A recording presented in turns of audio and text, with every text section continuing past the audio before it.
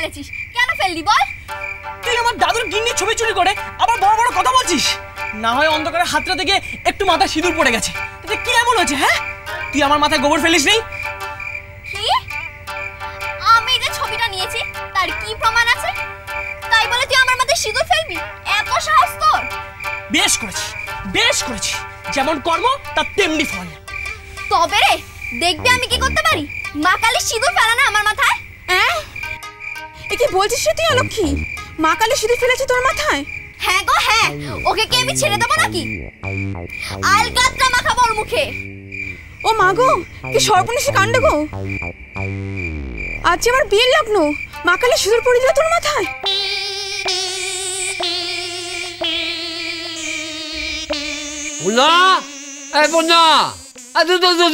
একটা ছবি শোকে না খাওয়া বন্ধ করে কিছু লাভ আছে রে? ওমা, ঘরেও তো নেই। আচ্ছা আচ্ছা, মরা বইয়ের শোকে ও গৃহত্যাগী হলে লোকে কি বলবে? দূর দূর দূর দূর। কোথায় বিষ্ণুর সঙ্গে লক্ষ্মীর বিয়ের কথা নিয়ে ভাববে তা না, নিজের গিন্নিকে নিয়ে ব্যস্ত। একটা ঝামেলা না যেতে আরেকটা ঝামেলা। ওই তো হরি কাকা আছে। কাকা কাকা উঠুন তো, উঠুন উঠুন, একবার চলুন। কি হয়েছে কি? আরে ওদিকে সাংঘাতিক কাণ্ড বাঁধিয়ে ফেলেছে। পুণ্য কি আবার কিছু করে বসলো নাকি? হরি কাকা আপনিও তো তেমনি দেখছি, পুণ্য কাকা নয়। আর তাছাড়া ওনার এই বয়স আর নেই এই ঝামেলা পাকাবে। হ্যাঁ, ঝামেলা পাকিয়েছে সেটা পাকিয়েছে আপনার নাতি বিষ্ণু। বিষ্ণু? বিষ্ণু কি করেছে? কি আবার করবে? গ্রামের কালী মন্দিরে একটা মেয়ের মাথায় সিঁদুর দিয়ে ফেলেছে। হ্যাঁ, বলছি আর কি, সারা গ্রামের লোক এখন হুলস্থুল কাণ্ড বাঁধিয়েছে। আজ আবার একটা শুভ লগ্ন, বুঝতে পারছেন? বিষ্ণু বিয়ে করে ফেলেছে? কি সর্বনাশ! পুণ্য, আরে ও পুণ্য, পুণ্য রে! চলুন চলুন চলুন, আরে সাংঘাতিক কাণ্ড বাঁধিয়ে ফেলেছে।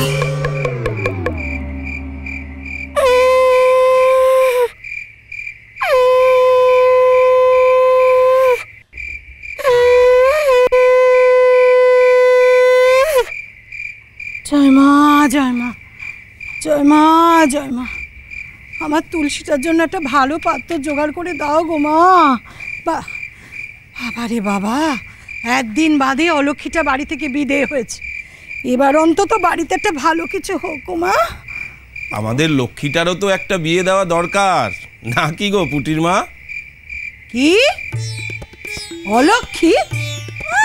তুমিও পারো বাপ, অলক্ষীদের আবার বিয়ে হয় নাকি?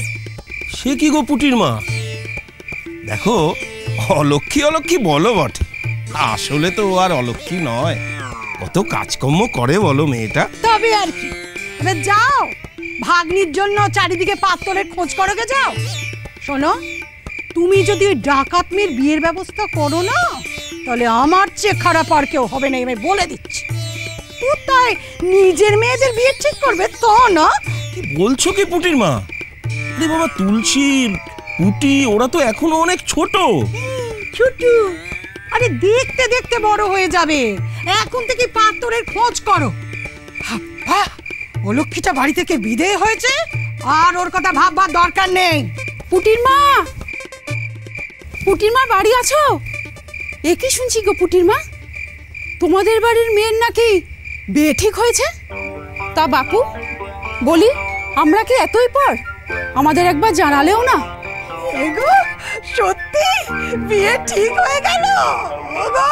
ওগো শুনছো, এই জন্যই বলি আমার লক্ষ্মীমন্ত মেয়ে।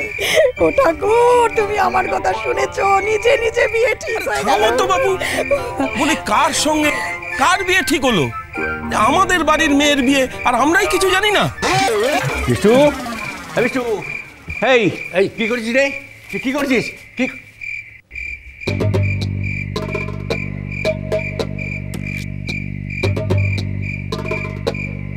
দাদা, কি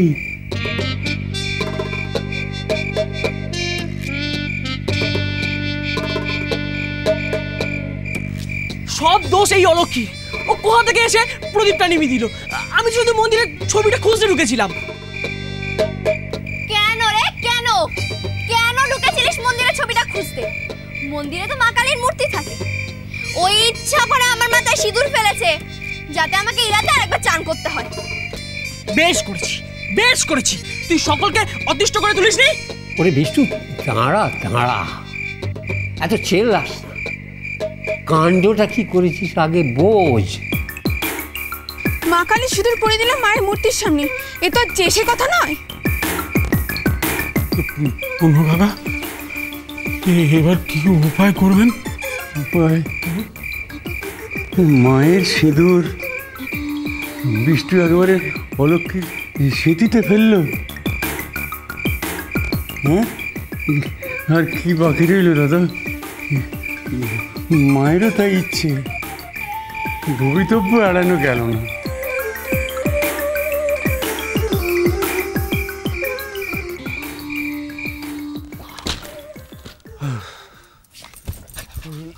কি নাড়ু। সে তো কৌটোয়, তুমি গড়াতে গড়াতে এলে কেন? হোঁচট খেয়ে। হোঁচট খেয়ে নাকি ধাক্কা খেয়ে? তোমার না ইয়ার কি মানে অভ্যেসটা আর গেল না।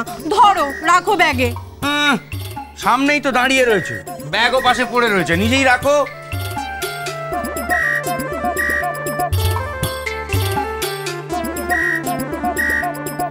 শোনো, কালকে যাওয়ার সময় তোমাকে ঠিক কি কি দেবো বলো তো? বাঁশ আর বাধা ছাড়া যা ইচ্ছে দিতে পারো। কথা ছিঁড়ি দেখো। কি দিতে চাও? কি? আমি খাবারের কথা বলছি।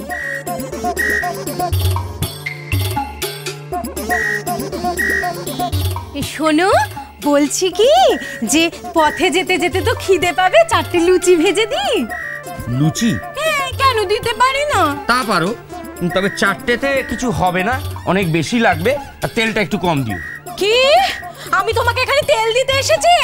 আমি লুচির কথা বলেছি, ভালো করে তুলে টং টং করে তেল ঝেড়ে তারপর দেবে। গোপু, গোপু মা আছি। ও বাবা জীবন, তুমি তোমার জন্য চিড়ের মোয়া কটা করে এনেছি। কি ব্যাপার বলুন? মতলবটা কি আপনাদের?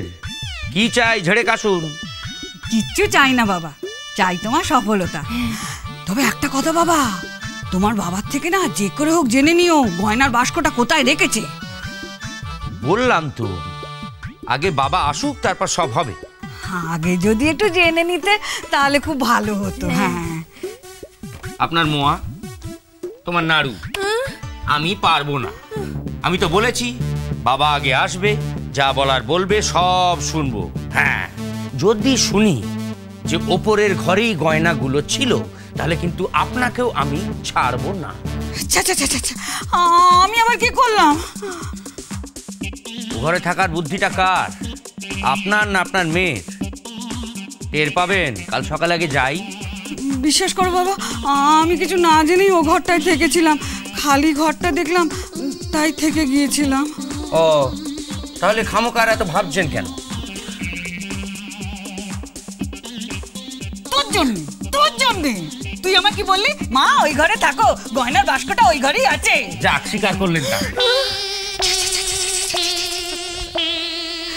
কি হবে? গয়নার বাস্কটা যেন তোর শ্বশুরমশাইয়ের কাছে থাকে। তাহলে তো মা সব গয়নাই নতুন বউকে। চুপ কর দেখি, আগে তোর নিজের মাকে বাঁচা, তারপর ওই নতুন বউয়ের কথা ভাবিস। হ্যাঁ, এবার গয়নার বাস্কটা যেন শ্বশুরমশাইয়ের কাছে থাকে। সংসার সুখের হয় রমণী